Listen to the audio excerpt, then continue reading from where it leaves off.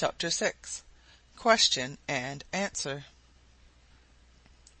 On the 4th day of December, when the travelers awoke after a 54 hours' journey, the chronometer marked 5 o'clock of the terrestrial morning. In time it was just over 5 hours and 40 minutes, half of that assigned to their sojourn in the projectile. But they had already accomplished nearly 7/10 of the way. This peculiarity was due to their regularly decreasing speed. Now, when they observed the earth through the lower window, it looked like nothing more than a dark spot, drowned in the solar rays. No more crescent, no more cloudy light. The next day at midnight the earth would be new, at the very moment when the moon would be full. Above, the orb of night was nearing the line followed by the projectile, so as to meet it at the given hour. All around, the black vault was studded with brilliant points, which seemed to move slowly, but, at the great distance they were from them, their relative size did not seem to change. The sun and stars appeared exactly as they do to us upon earth. As to the moon, she was considerably larger, but the travellers' glasses, not very powerful, did not allow them as yet to make any useful observation upon her surface, or to reconnoitre her topographically or geologically. Thus the time passed in never-ending conversations all about the moon. Each one brought forward his own contingent of particular facts.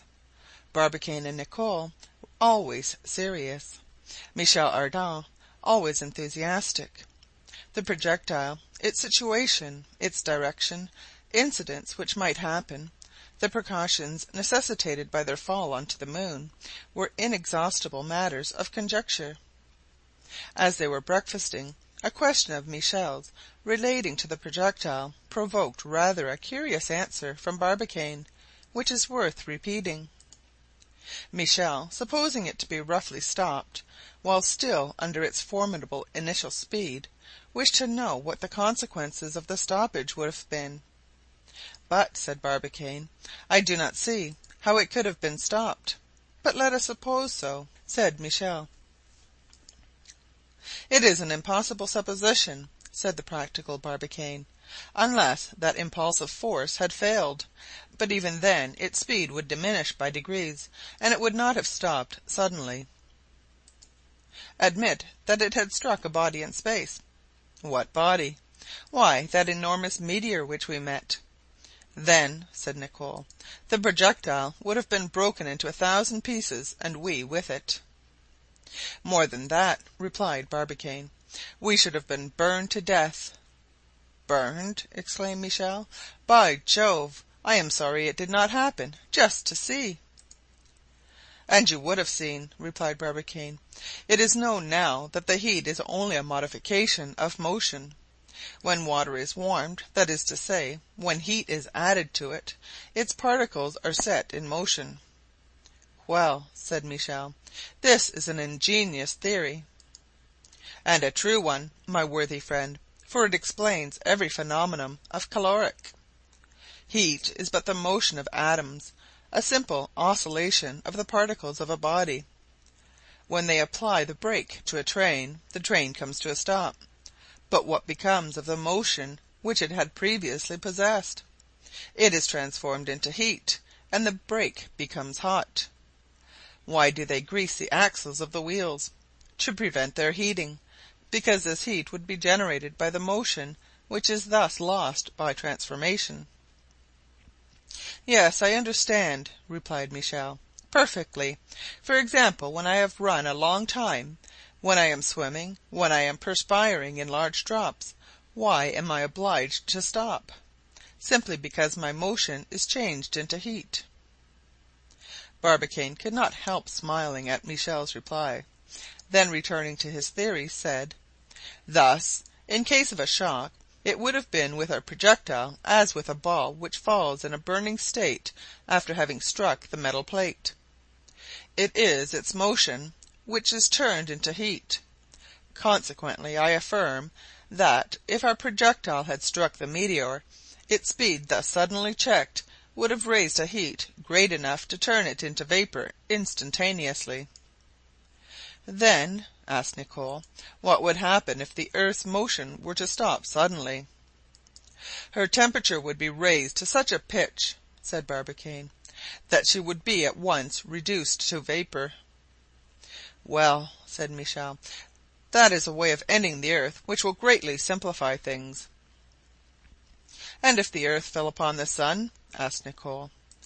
"According to calculation," replied Barbicane, "the fall would develop a heat equal to that produced by 16,000 globes of coal, each equal in bulk to our terrestrial globe." "Good additional heat for the sun," replied Michel Ardan, "of which the inhabitants of Uranus or Neptune would doubtless not complain. They must be perished with cold on their planets." "Thus, my friends," said Barbicane, "all motion suddenly stopped produces heat, and this theory allows us to infer that the heat of the solar discs is fed by a hail of meteors falling incessantly on its surface. They have even calculated—" "Oh dear!" murmured Michel, "the figures are coming." "They have even calculated," continued the imperturbable Barbicane, "that the shock of each meteor on the sun ought to produce a heat equal to that of 4,000 masses of coal of an equal bulk." "And what is the solar heat?" asked Michel. "It is equal to that produced by the combustion of a stratum of coal surrounding the sun to a depth of 47 miles." "And that heat?" "Would be able to boil 2,900,000,000 of cubic myriameters of water." [Footnote: The myriameter is equal to rather more than 10,936 cubic yards English. "And it does not roast us?" exclaimed Michel.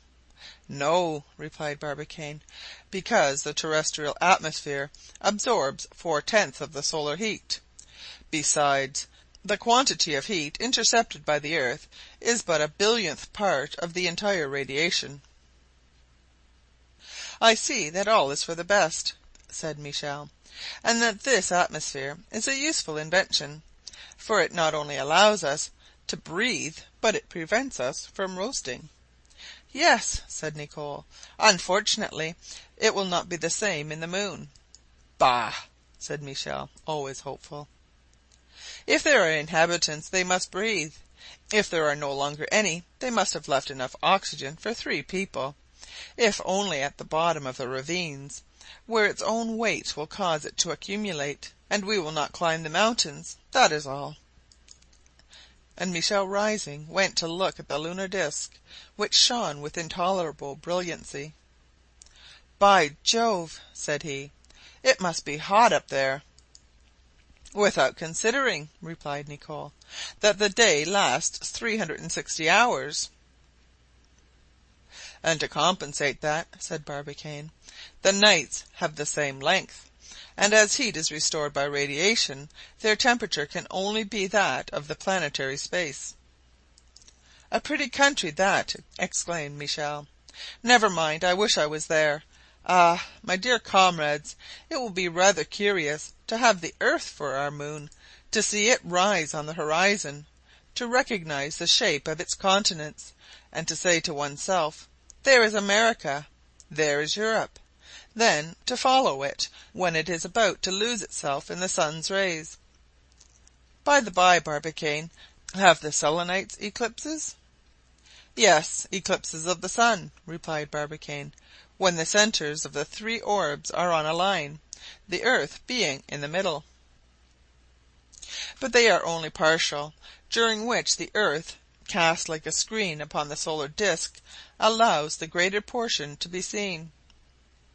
"And why," asked Nicholl, "is there no total eclipse? Does not the cone of the shadow cast by the earth extend beyond the moon?" "Yes, if we do not take into consideration the refraction produced by the terrestrial atmosphere. No, if we take that refraction into consideration. Thus let delta be the horizontal parallel, and p the apparent semi-diameter. "Oh," said Michel, "do speak plainly, you man of algebra." "Very well," replied Barbicane. "In popular language, the mean distance from the moon to the earth being 60 terrestrial radii, the length of the cone of the shadow, on account of refraction, is reduced to less than 42 radii. The result is that when there are eclipses, the moon finds itself beyond the cone of pure shadow, and that the sun sends her its rays, not only from its edges, but also from its center." "Then," said Michel in a very merry tone, "why are there eclipses when there ought not to be any?" "Simply because the solar rays are weakened by this refraction, and the atmosphere through which they pass extinguished the greater part of them." "That reason satisfies me," replied Michel. "Besides, we shall see when we get there. Now tell me, Barbicane, do you believe that the moon is an old comet?"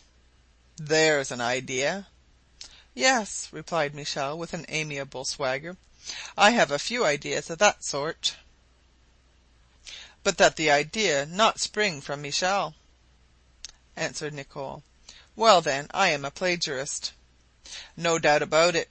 According to the ancients, the Arcadians pretend that their ancestors inhabited the earth before the moon became her satellite.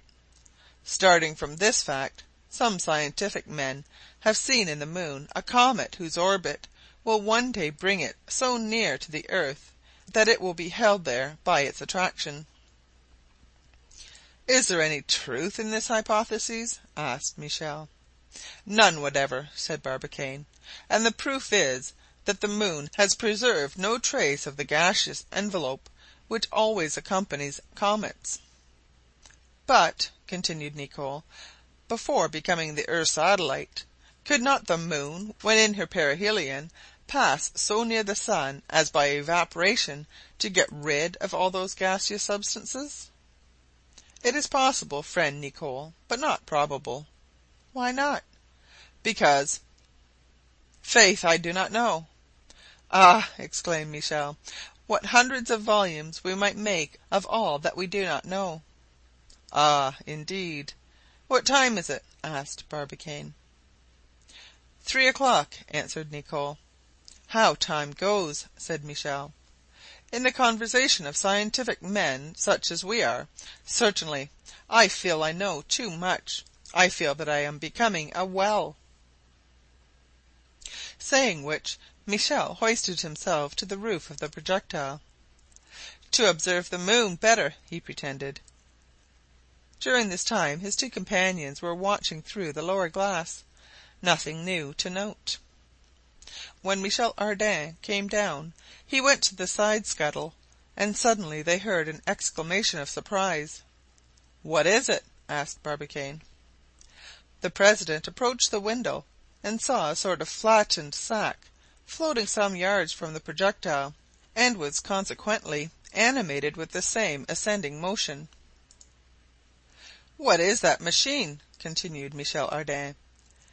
"Is it one of the bodies which our projectile keeps within its attraction, and which will accompany it to the moon?" "What astonishes me," said Nicholl, "is that the specific weight of the body, which is certainly less than that of the projectile, allows it to keep so perfectly on a level with it." "Nicholl," replied Barbicane, after a moment's reflection, "I do not know what the object is, but I do know why it maintains our level." "And why?" "Because we are floating in space, my dear captain, and in space bodies fall or move, which is the same thing, with equal speed, whatever be their weight or form. It is the air by which its resistance creates these differences in weight. When you create a vacuum in a tube, the objects you send through it, grains of dust or grains of lead, fall with the same rapidity. Here in space is just the same cause and the same effect." "Just so," said Nicholl, "and everything we throw out of the projectile will accompany it until it reaches the moon." "Ah, fools that we are!" exclaimed Michel. "Why that expletive?" asked Barbicane. "Because we might have filled the projectile with useful objects, books, instruments, tools, etc. We could have thrown them all out, and all would have followed in our train. But happy thought! Why cannot we walk outside like the meteor? Why cannot we launch into space through the scuttle? What enjoyment it would be to feel oneself thus suspended in ether, more favoured than the birds, who must use their wings to keep themselves up. "Granted," said Barbicane, "but how to breathe?" "Hang the air, to fail so inopportunely!" "But if it did not fail, Michel, your density being less than that of the projectile, you would soon be left behind." "Then we must remain in our car?" "We must." "Ah!" exclaimed Michel in a loud voice. "What is the matter?" asked Nicholl. "I know, I guess, what this pretended meteor is. It is no asteroid which is accompanying us. It is not a piece of a planet." "What is it then?" asked Barbicane. "It is our unfortunate dog. It is Diana's husband." Indeed, this deformed, unrecognizable object, reduced to nothing, was the body of Satellite, flattened like a bagpipe without wind, and ever mounting, mounting. Chapter 7.